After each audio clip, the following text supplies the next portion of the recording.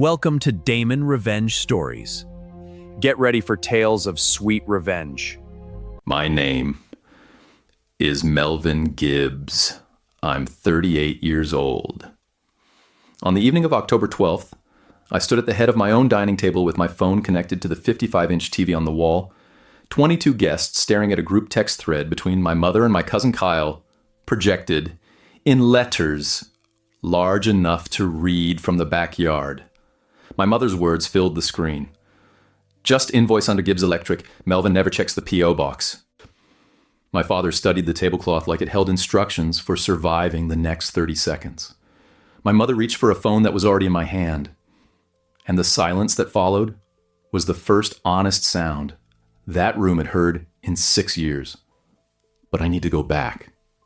Because the woman who wrote that text is the same woman 3 of those dinner guests once described to me as a saint. If this story is already reminding you of something you've lived through, go ahead and hit subscribe and drop a comment. This channel tells stories about the moments people stop pretending. And if you've ever sat across from someone the whole world trusts while knowing exactly who they are, behind closed doors, this one is going to land. Stay with me. To understand how I ended up reading my mother's texts to a silent room on her 40th wedding anniversary, you have to go back to a garage on Wexner Ridge and a kid who thought family was the one thing you never had to question. I grew up in Columbus, Ohio, in a house where work was the language. My grandfather, Earl Gibbs, built 14 houses in Franklin County with nothing but handshake deals, and a reputation so clean the lumber yard extended him credit on his word alone. My father, Gerald, didn't inherit the skill, but he inherited the pride. He talked about the Gibbs name like it was currency. And my mother, Darlene, she managed that currency. She managed everything. She managed the church potluck schedule, the neighborhood watch email chain, the family reunions. She managed people the way some folks manage inventory. Kept track of who owed what, who said what, who could be useful and when. I got my master electrician license at 26. Started Gibbs Electric LLC with a used Ford Econoline, a set of Klein tools my grandfather left me, and one apprenticeship referral from a contractor who owed my uncle a favor. I built that company one panel box at a time. Residential first, then small commercial, then the kind of commercial contracts where you're pulling permits and managing 3-man crews and driving across Franklin County at 5 a.m. because a restaurant on East Main needs their kitchen wired before inspection. By 32, Gibbs Electric was clearing enough for me to buy a 3-bedroom on Wexner Ridge, put my son Theo in a good school, and start thinking about adding a second van. Theo. He's 9 now.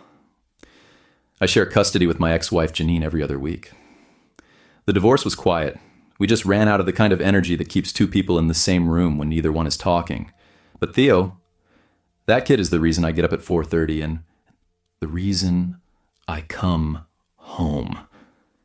He's got a photo on my office wall, him at 4 years old, holding a wrench like it's a sword, grinning so wide you can see the gap where his front teeth used to be. That photo sat on the family desktop computer for 3 years before I printed it. The same computer my mother would later use to draft a complaint to the Ohio Contractor Licensing Board about her own son. But I'll get to that. 5 years ago, my mother had a hip replacement. Recovery was slow. My father couldn't manage the house alone, not because he was incapable, but because he'd never learned. Darlene had managed everything for so long that Gerald without Darlene was like a circuit without a ground wire. So I said, come, stay with me. Wexner Ridge had the room, Theo's bedroom, my bedroom, and the guest room that became their room. No lease, no rent, no timeline, because that's what Gibbs men do. That's what my grandfather would have done. You don't charge family. They moved in with 2 suitcases and a shared Amazon account. Within 3 months, my mother was answering the Gibbs Electric phone. She introduced herself to clients as the office manager. I didn't hire her. I didn't ask her. She just started doing it. And when I brought it up, she said she was helping because I looked tired. And my father nodded from the couch like this was decided. At first, it felt like a gift. I was stretched thin, Custody weeks with Theo meant early mornings and tight scheduling. Having someone answer calls, confirm appointments, and keep the calendar updated freed me to stay on job sites longer. I told myself this was how family worked. Labor, given freely. No invoices. No contracts. Grandpa Earl's way. The first thing I lost was a $6,200 panel upgrade for a dental office on Morse Road. The client called to schedule. My mother told them I was booked through fall. I wasn't. I had a 2-week gap in September I'd been trying to fill. When I called to the orders and burst some for Borsam Burr, Edigazer, the Myra Barbara, Joafi. I'd already signed with another outfit. I asked my mother why she told them I was booked. She said she must have misread the calendar. She said it with the same voice she used when she told the women at Grace Lutheran that she practically ran the company. Light, warm, a little tired. The voice of a woman who sacrifices. If you have ever watched someone lie with the exact same face they used to pray, you know the feeling that started growing in my chest that fall. It's not anger. Not yet. It's a kind of seasickness. The ground looks solid, but your body knows it's moving. My father started riding along to residential jobs. He'd chat with homeowners, collect payments, and bring me the cash. Except the numbers never quite matched. A job quoted at $1,400 would come back as $1,200. A $1,000 service call would net $800. I'd find shortfalls of $200, $300, $400, and blame my own math. I kept a notebook in the van. I'd sit in parking lots after jobs, adding columns, erasing, adding again. The numbers didn't lie. But I told myself they did, because the alternative was that my father was skimming off his own son's invoices, and that wasn't possible. Not in this family. Not with the Gibbs name. Sunday mornings made it worse. My parents went to Grace Lutheran every week. My father sat on the finance committee. My mother led the Tuesday Bible study group. They tithed. They volunteered. They brought casseroles when someone got sick. And they signed sympathy cards with scripture. Verses. And they talked about Gibbs Electric like it was a family project. My father told the congregation he and Darlene practically ran the company. He said Melvin wouldn't have a business without us. He said it standing in the fellowship hall with a coffee cup in his hand and 3 of my clients within earshot. Those 3 church members started calling my mother directly for scheduling. They stopped going through me. Do you understand what that does? When the person stealing from you is also the person your community considers generous? When the person undermining your business is the same person your church praises for their service? You can't fight it. You can't even name it. Because the moment you open your mouth, you become the ungrateful son who turned on the parents who sacrificed everything. My mother held my face between her hands at Thanksgiving. Right there in the kitchen, turkey smell filling the house. Theo playing with his cousins in the living room. She held my face the way mothers do in movies, and she said, "Everything I do is to protect this family." Her eyes were wet. Her thumbs pressed into my cheekbones. I felt my skin crawl, and I hated myself for feeling it because this was my mother, and she was crying, and I was supposed to feel safe. That same week, in a text message to my cousin Kyle, she wrote, "Once we get the LLC transferred, we won't need him at all. The clients already think I run it." I didn't know about that text yet. Not at Thanksgiving. At Thanksgiving, I just stood in my own kitchen feeling like a stranger in a story someone else was writing about my life. I smiled. I carved the turkey. I let my father say grace, and I bowed my head. And I said, "Amen." And I went to bed that night with a feeling in my ribs like something was pressing against them from the inside. The pressing got worse. My mother started texting my cousin Kyle, who I'd helped get his journeyman's license. Kyle, who I'd vouched for when he couldn't get bonded. Kyle, who used to ride with me on summer jobs when we were teenagers, threading wire through attic spaces so hot, the insulation made our arms itch for days.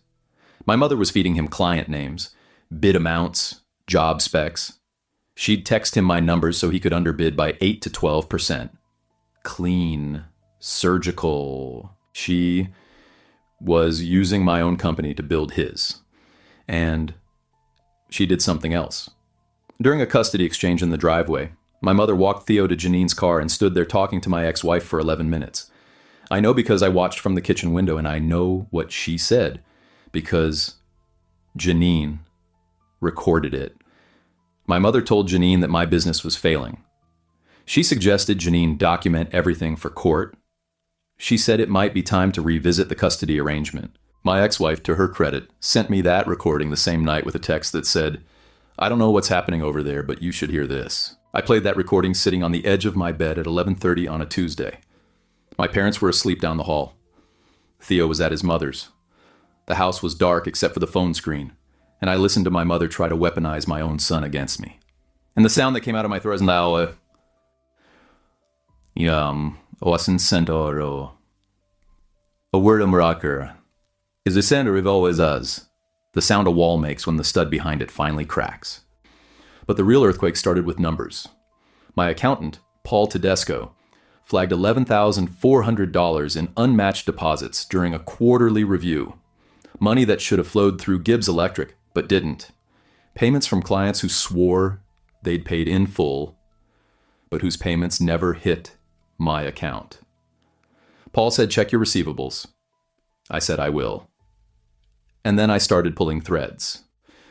The first thread led to a P.O. box. A UPS store location 6 miles from my house on Bethel Road, rented under the name Gibbs Electric. Opened by Darlene Gibbs, using my EIN. I found the address on a piece of junk mail that had been sitting in the kitchen drawer for months. I'd seen it before and never thought twice. A flyer from the UPS store addressed to Gibbs Electric at an address that wasn't mine. My mother had left it in plain sight because she never imagined I'd look. I drove to Bethel Road on a Wednesday morning. I brought my LLC registration, my driver's license, and the kind of calm that only comes from having already decided that the world you thought you lived in doesn't exist. The clerk let me access the box. Inside were 14 envelopes. 7 of them contained checks made out to Gibbs Electric from clients I'd done work for. 3 of my longest-running commercial accounts, checks my mother had been collecting, endorsing, and depositing into an account I didn't know existed. What I found in that P.O. box changed the math on my whole life. $11,400 became $83,412. 6 years. $83,000. Siphoned from my company by my own mother, while she answered my phone, cooked in my kitchen, and told my church she was holding the family together. The bank deposit photos existed because she'd texted them to Kyle. Photographs of my stolen checks, sent as proof of progress in whatever plan they were building on top of my work. And here's what broke something permanent in me. She wasn't careful. None of them were. My father Venmo'd himself payments labeled Gibbs Job. My mother texted instructions, client lists, and bid amounts from her personal phone. The P.O. box was rented with a credit card linked to the family Amazon account I could see every transaction on.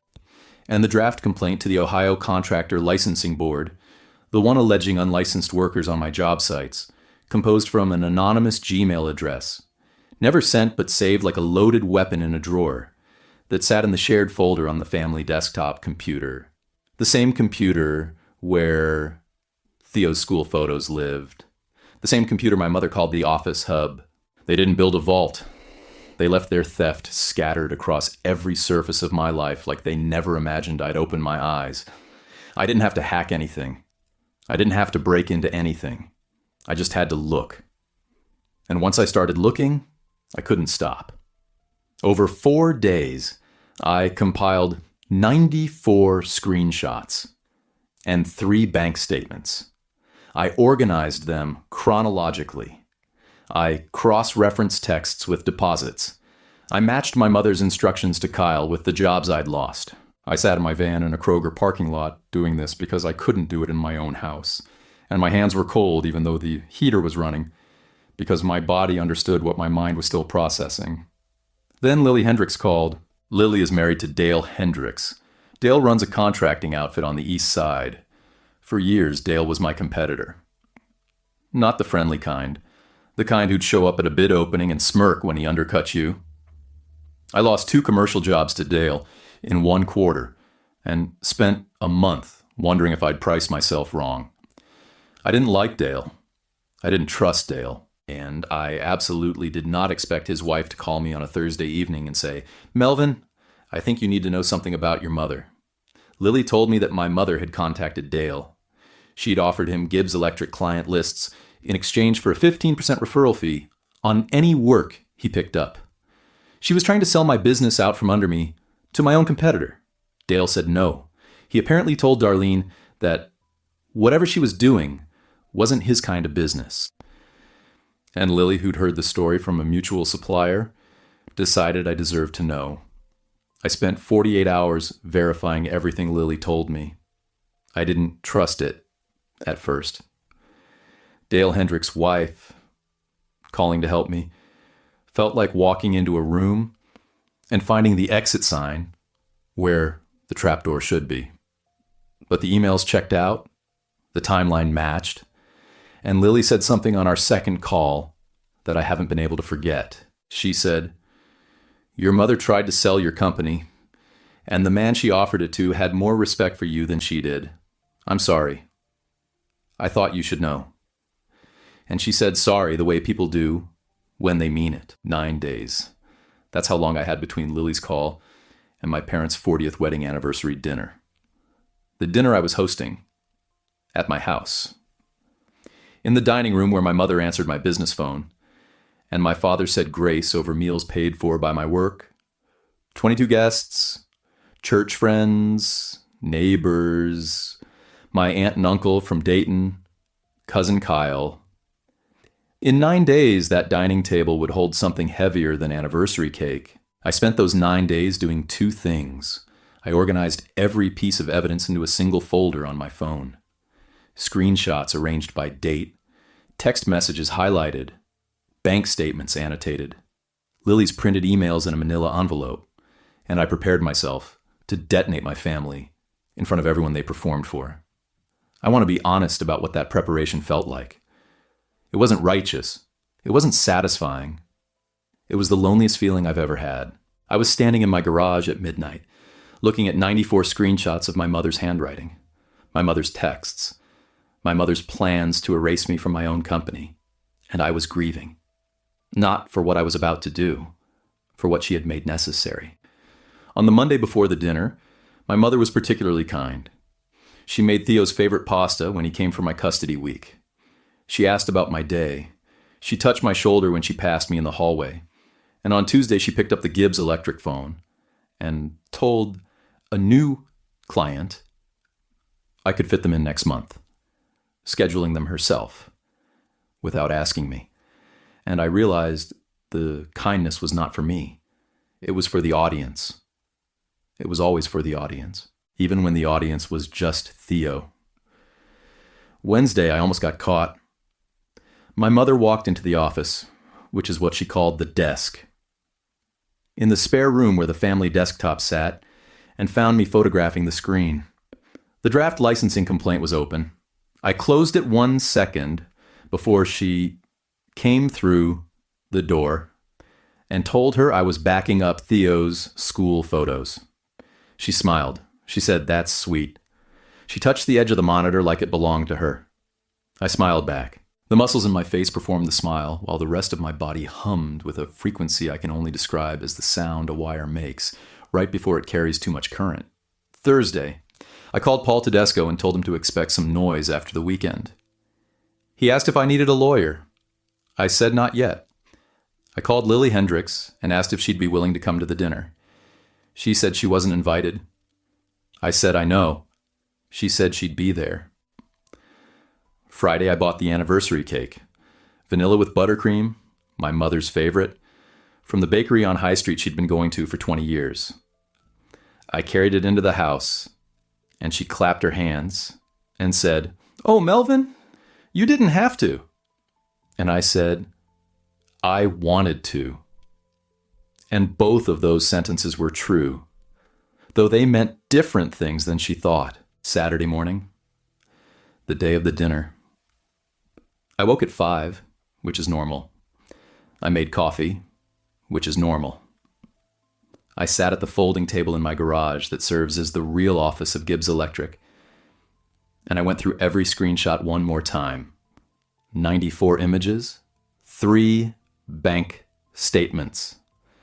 Lily's printed emails in the manila envelope tucked into the cabinet behind the coffee maker, and Theo's photo on the wall, him at 4 with the wrench, grinning at a world that hadn't shown him yet what people do to each other. I showered. I put on the blue button-down Theo said made me look like a movie dad. I shaved for the first time in a week. I looked in the mirror, and the man, looking back, was not angry. He was finished. There's a difference. Anger wants something to change. Finished just needs to say what's true. The guests started arriving at 5. My Aunt Carol and Uncle Ray drove in from Dayton, bringing a bottle of champagne and a card signed by everyone on my mother's side. The Novaks from next door brought flowers. Jim and Patty Wheeler from Grace Lutheran brought a framed photo of my parents from their 20th anniversary. 3 couples from the church, 2 neighbors from Wexner Ridge. Kyle came alone, wearing a tie. I'm pretty sure he bought that morning because the tag was still poking out of the collar. My mother wore a navy dress she'd bought with the joint credit card. My father wore the gray suit he'd worn to every church function for a decade. They stood at the door and greeted every guest like a receiving line at a wedding. My mother hugged people. My father shook hands and clapped shoulders. They glowed. That's the word. They stood in the doorway of my house, the house I paid for, the house they lived in rent-free, and they glowed with the warmth of people who have nothing to hide. I poured drinks. I arranged chairs. I put the good napkins out.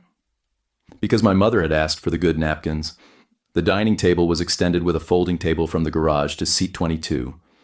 The tablecloth was white. The centerpiece was a vase of yellow roses my mother had picked because yellow was her wedding color. The cake sat on the kitchen counter with a 40 years topper in gold script. The TV on the wall was turned off. For now, dinner was pot roast. My mother's recipe, which she'd taught me when I was 14. I made it myself because she said her hip was bothering her, which may have been true and didn't matter. People ate. People laughed. My father told the story of proposing to my mother at the Ohio State Fair, a story I'd heard 400 times. And the room laughed at the part where he dropped the ring in the funnel cake batter, and the room said, "Aw," at the part where she said yes anyway. My mother dabbed her eyes with one of the good napkins. Jim Wheeler stood and gave a toast. He said Gerald and Darlene were the backbone of Grace Lutheran. He said they were the kind of people who showed up. He said their family, and he looked at me when he said it, was a testament to what faith and hard work could build. My mother squeezed my father's hand. My father nodded, like a man accepting an award. Kyle stared at his plate. My mother gave a toast. She stood at her end of the table, champagne in hand, and she talked about 40 years of marriage, about sacrifice, about building something that lasts. She talked about family. She said, and I am quoting exactly, "Gerald and I have always believed that family takes care of family. No questions asked, no ledger. That's how the Gibbs family has always been. 21 people raised their glasses. I raised mine. The champagne was cold going down, and I felt every bubble like a countdown. The cake was cut. Coffee was poured. My mother opened anniversary cards and read them aloud, pressing each one to her chest, like a child holding a gift.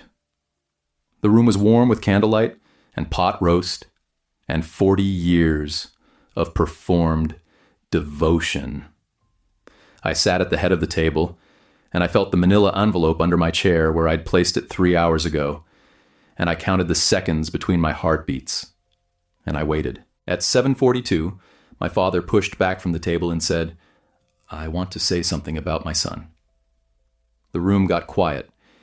He looked at me across the white tablecloth and the yellow roses, and he said, Melvin has given us a home. He's given us a place in his business. He's a good man, and I'm proud of him. My mother nodded. Someone said amen. And the pride in my father's voice was so convincing that for 1/2 second I almost believed it. Almost believed the Venmo transfers labeled Gibbs job were a mistake. Almost believed the $200 shortfalls were my bad math. Almost let the performance win. Then I stood up. I didn't plan what to say first. I'd planned the evidence, the sequence, the technology. I tested the screen mirroring twice that morning while my parents were at the bakery picking up extra napkins. But the first words weren't planned. They came out of the place where 6 years of silence had been compressed into something dense enough to cut glass. I want to show you all something. My voice was level. I heard it from outside myself, the way you hear your own voice on a recording. Calm, almost flat. I picked up my phone from beside my plate. I opened the screen mirroring app. The TV on the wall lit up. My mother's text thread with Kyle appeared in high definition on a 55-inch screen, each message in a gray and blue bubble large enough to read from the backyard. The first message was dated 4 years ago. It said, Kyle, I have a client list for you. 3 commercial accounts. Here are Melvin's bid numbers. Go 10% under and you'll get them all. I read it aloud. Not because people couldn't read the screen. Because I wanted my voice to carry the words into the room the way they'd been carried into my life. One message at a time. Just invoice under Gibbs Electric. Melvin never checks the P.O. box. I paused. I let the room hold that sentence. I watched my mother's face go from confusion to recognition to something I'd never seen before. Fear. Not the fear of being caught. The fear of being seen. Here's the next one, I said. I scrolled. A photo appeared. A check made out to Gibbs Electric, $8,200 from a dental practice I'd wired 2 years ago. Endorsed on the back in my mother's handwriting, deposited into an account I'd never authorized. And here's the deposit confirmation she texted Kyle. I scrolled again. The deposit photo, the amount, the date, the account number partially visible. The chandelier above the dining table threw small prisms of light across the screen, bending through the champagne glasses, still sitting half full in front of guests who had stopped drinking. My Aunt Carol set her champagne glass down so carefully it didn't make a sound. The stem touched the tablecloth without a click, without a ripple, as though even the glass understood the room had changed. Jim Wheeler's wife, Patty, put her hand flat on the table like she needed to confirm the surface was real. Her fingers spread wide against the white cloth, pressing down hard enough that her wedding ring left a small impression in the fabric. My father gripped the edge of the table with both hands, knuckles going white. And he stared at the tablecloth, as if the pattern held instructions for becoming invisible. I could hear his breathing, shallow, rapid. The breathing of a man whose chest is working harder than his mouth. I kept reading. The next text was from Kyle to my mother. Got the Morse Road job. They went with my bid. $5,740. My mother had replied with a thumbs up emoji and the words, That's my boy. I let that sit on the screen for 6 seconds. My boy. She called Kyle her boy while building his company on top of mine. I scrolled to the next message, then the next. Each one a small, clean incision. Client names, dollar amounts, scheduling details she'd pulled from my own calendar. I didn't rush. I read each text the way I read a wiring diagram. Methodical, complete. Every connection traced to its source. Once we get the LLC transferred, we won't need him at all. The clients already think I run it. That was my mother's text to Kyle, dated the same week as Thanksgiving. The same week she held my face and cried and said everything she did was to protect this family. She said that to me 3 days after sending this text, I told the room. She held my face. She cried.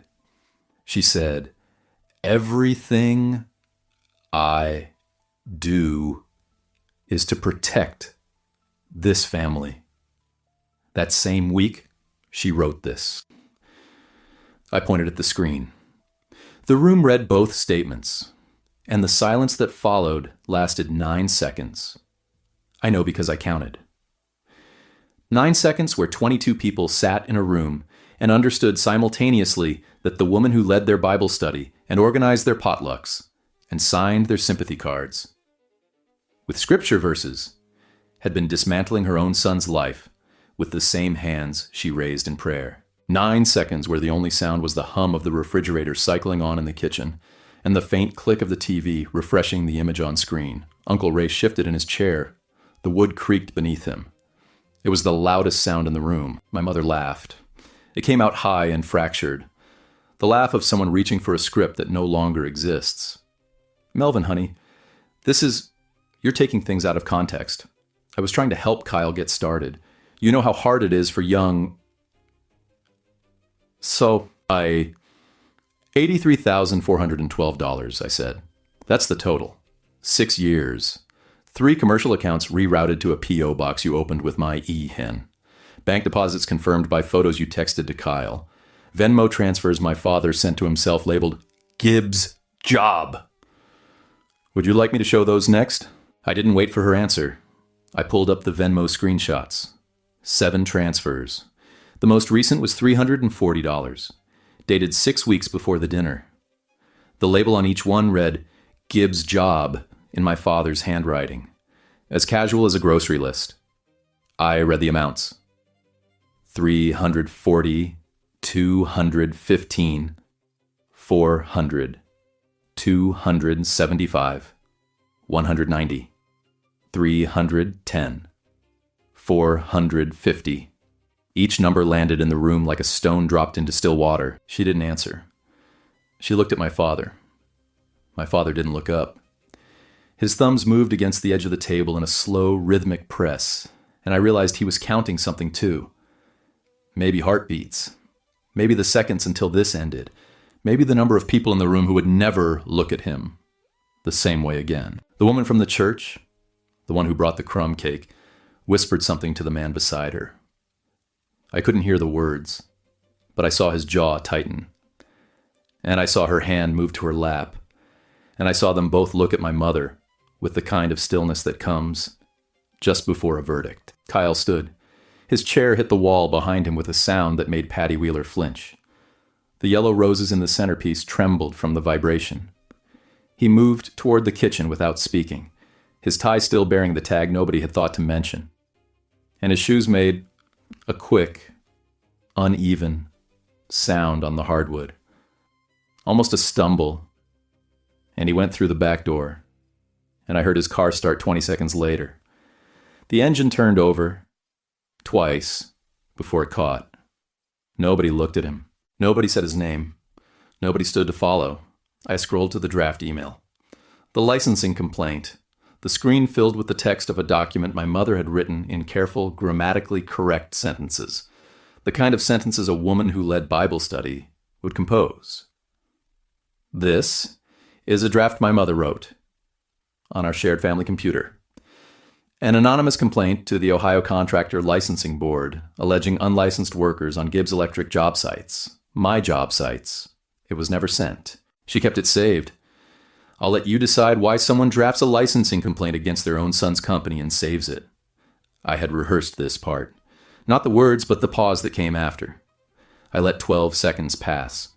I stood with my phone in my hand and my back straight, and I let every person in that room read the complaint on the screen and arrive at their own conclusion. The Novak husband, Bill, rubbed his face with both hands, slowly, the way a man does when he's trying to reset what his eyes just showed him.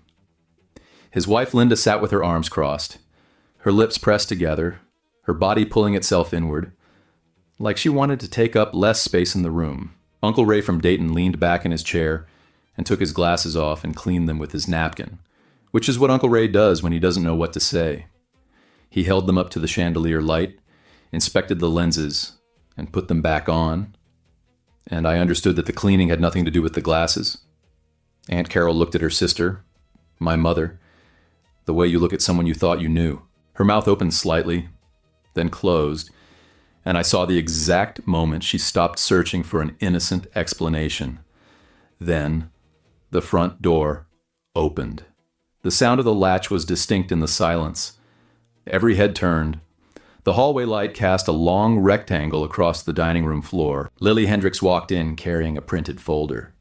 She wore a black blazer, and she moved through the room like someone who had rehearsed this walk once and decided once was enough. Her shoes were quiet on the carpet. She passed Jim and Patty Wheeler without looking at them. She passed the empty chair where Kyle had been sitting, his napkin still folded beside his untouched coffee cup. She set the folder on the table in front of me, her hand steady, her eyes finding mine for one beat, before turning to address the room. And she said, loud enough for every guest to hear, "He deserves to see what your mother offered my husband to undercut his bids." Inside the folder were printed emails between my mother and Dale Hendricks. Client lists, referral fee structures, 15% on every job Dale picked up using Gibbs Electric's proprietary client information. 4 emails in total. The first dated 14 months ago. The last dated 8 weeks before the dinner. Dale had declined. Lily had kept the records. "My husband is a lot of things," Lily said, looking directly at my mother. She didn't blink. She stood at the edge of the table with one hand resting on the back of an empty chair and the other hanging at her side, still as a plumb line. "But when your mother came to him trying to sell your business, he said no. He said that's not how you compete. I thought you should know." The room absorbed that. Jim Wheeler, who had toasted my parents not 40 minutes earlier as the backbone of Grace Lutheran, slowly set his coffee cup down and did not pick it back up. The cup sat on the saucer at a slight angle, the handle pointing at no one, abandoned mid-sip. His wife, Patty, closed her eyes. The woman from the church whose name I always forget, the one who brought the crumb cake, pressed her napkin to her mouth and left it there. The crumb cake sat on the sideboard behind her, untouched. 3 slices pre-cut and waiting for a celebration that no longer existed. Lily stepped back from the table. She didn't sit. She stood near the doorway with her arms at her sides, and she watched, and she waited. And I understood that she had come to deliver one thing, and she had delivered it. And now she was standing as a witness. Nothing more. My mother stood. The navy dress she'd bought on the joint credit card shifted as she moved, and I noticed for the first time that evening she was wearing the pearl earrings I'd bought her for Christmas 2 years ago. Pearls purchased with money from the company she was bleeding. Dry. The candlelight caught them as she turned her head. 2 small white points of light on either side of a face that was rearranging itself in real time, searching for the expression that had always worked before. She opened her mouth, closed it. The muscles around her jaw tightened, released, tightened again. Opened it again, and what came out was, "You are ungrateful." She said it softly, almost gently, as if ingratitude were a clinical diagnosis, and she was delivering it with a doctor's compassion. "After everything we've done for you." The words hung in the air above the yellow roses and the anniversary cake and the good napkins. I felt them land against my chest, and I felt them bounce off. I had absorbed those words for years. They had no weight left. Nobody in the room backed her up. Nobody nodded. Nobody said, "Amen." The room that had raised its glasses to her 40-year marriage sat in a silence so complete I could hear the coffee maker clicking off in the kitchen and the faint whistle of wind pushing through the half-through. Kapurlapur, beneath the Kekwaran, Chaptri, Sakurbalaktasur, Sorbaum Dor Mert. Kyle had left open when he fled, and, in that silence, the woman everyone at Grace Lutheran called a saint stood in her stolen pearls and her performed devotion and looked around for a single ally, and found nothing. Not one face, not one voice, not one hand reaching for hers.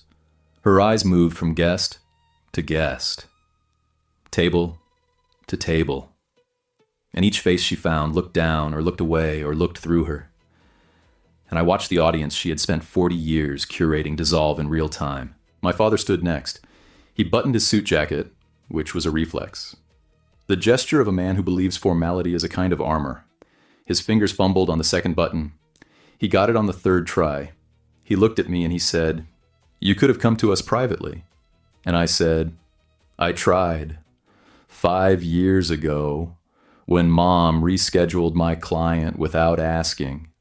3 years ago, when the cash payments came back short. You told me I was being paranoid. You told me family doesn't keep ledgers." I paused. I let him hear his own words played back to him. "You said that to me in this room, at this table." He had nothing after that. His mouth opened, and the air that came out carried no sound. He sat back down, and the chair received his weight with a creak, and he stayed seated, and he did not speak again for the rest of the evening. His hands returned to the edge of the table. His knuckles stayed white. I turned off the TV. The screen went black and the room shifted, the way a room shifts when a bright light is suddenly removed. The faces around the table looked older in the candlelight alone. I picked up the manila envelope from under my chair. The paper was warm from where it had pressed against my leg for 3 hours. I set it on the table next to the yellow roses and the anniversary cake with the gold script topper. This contains printed copies of everything I just showed you. It stays on the table. Anyone who wants to look at it can. Nobody reached for it. Not yet. But nobody looked away from it either. I walked into the garage. I sat down at the folding table that is the real office of Gibbs Electric. The fluorescent light buzzed overhead. The same flicker it always had. The one I kept meaning to fix. The coffee maker was cold. The smell of the garage was oil and concrete, and the metallic tang of the Klein tools hanging on the pegboard my grandfather would have recognized. Theo's photo watched me from the wall. I put my hands flat on the table, and I waited for them to shake. And they didn't. My hands were steady. The grain of the folding table was rough under my palms. A cheap particle board surface I'd been working on for 6 years. And it felt more solid than anything in the house behind me. That surprised me more than anything that had happened in the last hour. From the garage, I could hear the murmur of voices resuming. Low at first. Then a chair scraping back. Then footsteps. Then a car starting in the driveway. Then another. The guests left in ones and twos over the next 40 minutes, and not one of them came to the garage to say goodbye. And that was fine. They weren't leaving me. They were leaving the room where the performance had ended. If you've ever done the books and felt the numbers lying to you, but told yourself family wouldn't do that, you're not paranoid. You're paying attention.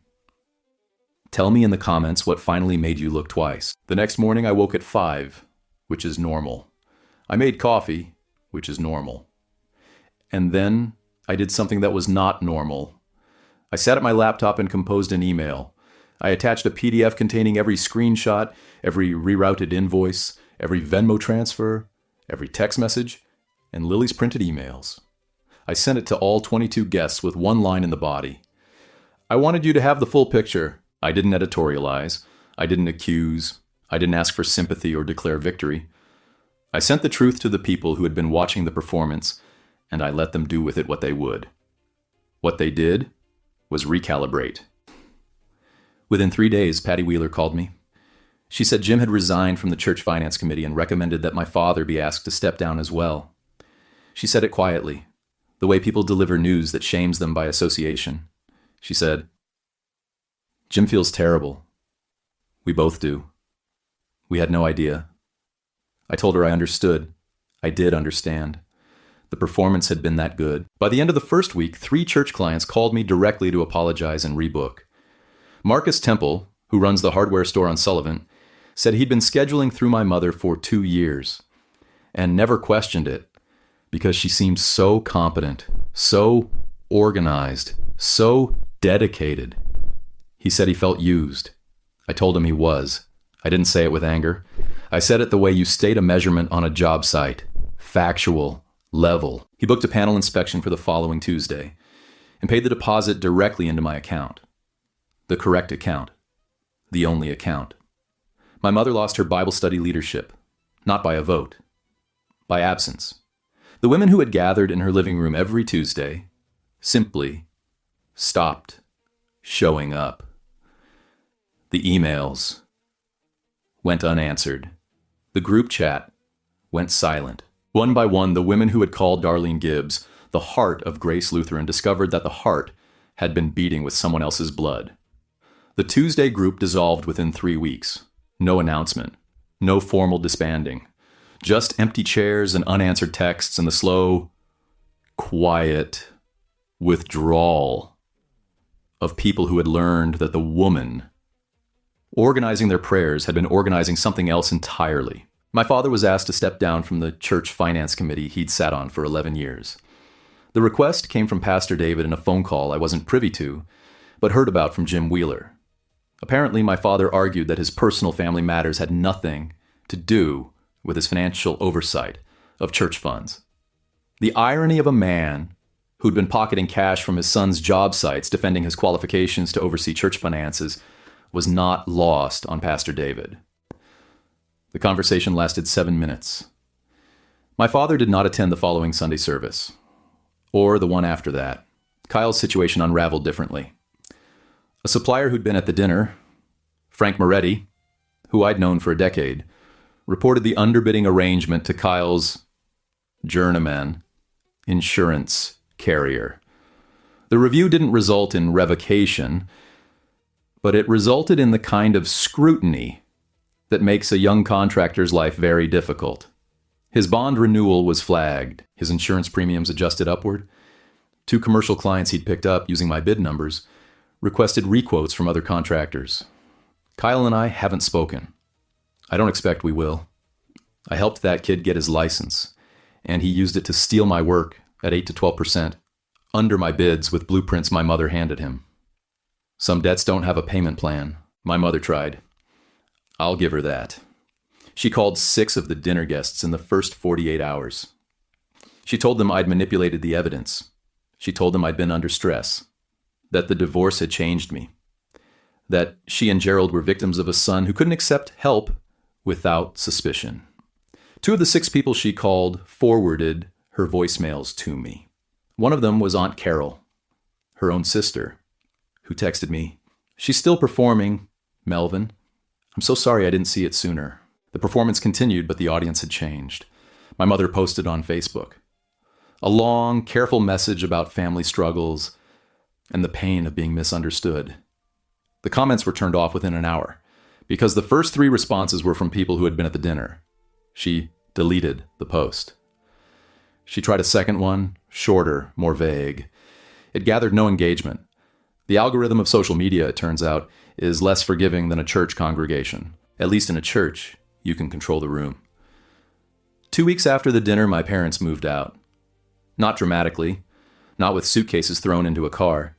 They packed over a weekend while I was on a job site, a rewire for an office building on 4th Street. That took 9 hours and kept my hands busy enough to keep my mind from wandering back to the house. When I came home, the guest room was empty except for the bed frame and a note on the dresser that said, "We'll be at Carol's." No apology, no explanation, no acknowledgement. Just the name of the next person whose generosity they could occupy. I walked into that empty room and I stood in the center of it, and I smelled the absence. Not her perfume, not his aftershave. The absence of the air they'd breathed in my house for 5 years, while planning to take everything I'd built. The room smelled like drywall and carpet cleaner, and the specific kind of nothing that follows a long, slow extraction. The closet door was open. 3 wire hangers hung empty on the rod, swaying slightly from the draft of the hallway vent, tapping against each other with a sound so faint, it was almost not a sound at all. The dresser drawers were pulled out and emptied. One of them still held a single bobby pin wedged in the corner. My mother's. I left it there. I closed the drawer and I left it there. The family desktop computer sat on the desk where it had always been, the machine my mother called the office hub. The machine that held Theo's photos, and my invoicing software, and the draft complaint to the licensing board, and 6 years of browsing history that documented the casual architecture of betrayal. I plugged it in. The startup chime sounded through the empty room. I backed up Theo's photos to an external drive. 87 photos.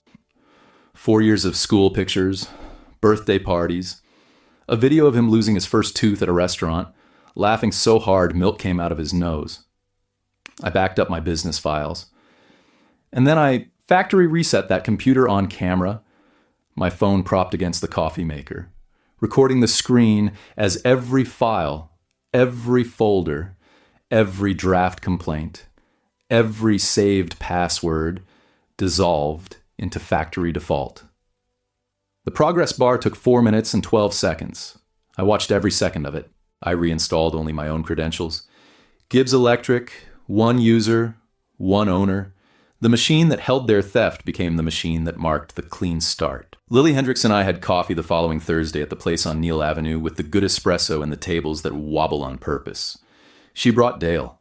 I shook his hand for the first time in 9 years without calculating what he'd cost me in lost bids. His grip was firm and brief, and he held eye contact the way contractors do when they mean business, which is to say he looked at me like an equal. And I realized that was the first time in a long time anyone in my professional life had done that without an angle. He said, "Your mother had a hell of a nerve." I said, "She had everyone's nerve. That was the trick." He laughed. It was the first time I'd heard a Hendricks laugh without flinching. The espresso was strong and the table wobbled when I set my cup down, and for a moment the three of us sat in the kind of silence that doesn't need filling. Lily said she'd keep an ear open with the suppliers and let me know if anything else surfaced. I said I appreciated it. I meant it in a way that surprised me. A year ago, Lily Hendricks was the wife of the man I considered my biggest professional threat. Now she was the woman who walked into my house uninvited and handed me the last piece of proof that my mother had tried to sell my livelihood to a stranger. The world rearranges itself when you let the truth do the rearranging. Time passed. Not movie time where the leaves change in a montage. Real time. The kind measured in invoices filed correctly and client calls answered by me and me alone. And Theo's Wednesday pickups and Thursday homework sessions, and the slow, unsexy work of rebuilding a business that had been compromised from the inside. November became December. December became tax season. Paul Tedesco and I spent 14 hours over 2 Saturdays reconciling 6 years of records. The clean books felt like clean air after a long time indoors. I'm telling this from the office of Gibbs Electric, which is a folding table in my garage with a coffee maker, and a photo of Theo holding a wrench at age 4. The P.O. box on Bethel Road is closed. The LLC is clean. My parents are at my aunt's place in Dayton. My father called once, 3 weeks after they moved. He asked about a jacket he'd left in the hall closet. I mailed it to him. He did not call again. The garage is quiet tonight. The van is parked in the driveway with tomorrow's job loaded. A panel upgrade for a new restaurant on East Main. The kind of job that used to come through my mother's rescheduling filter, and now comes through my phone, my calendar, my name. The coffee maker is warm. Theo's photo watches me from the wall.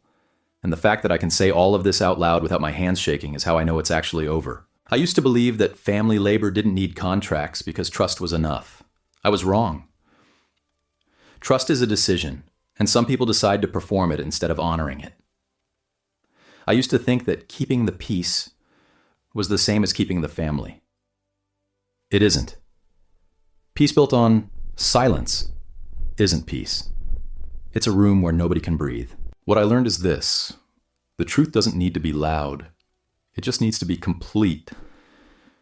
94 screenshots and 3 bank statements don't shout. They sit on a table and they wait and they do the work that years of conversation never could. The hardest part was not gathering the evidence, or the hardest part was sitting in that room while my mother smiled at me over yellow roses and knowing that in 20 minutes, The smile would be gone, and it would never come back the same way, and choosing to keep going anyway. If you've ever sat across from someone the world admires, while knowing exactly what they do when the audience goes home, I see you. You're not crazy. You're not ungrateful. You're the one person in the room who knows the real script, and the loneliest thing in the world is holding a truth nobody else can see until you stop holding it. This story has been told. One P.O. box on Bethel Road, one text thread projected on a 55-inch screen, and one folding table in a garage that turned out to be the only honest office Gibbs Electric ever had. If you've ever felt the numbers lying to you, and finally decided to look, tell me what you found. Drop it in the comments. And if this is the first time you've been here, subscribe. We'll be back with another story, and I have a feeling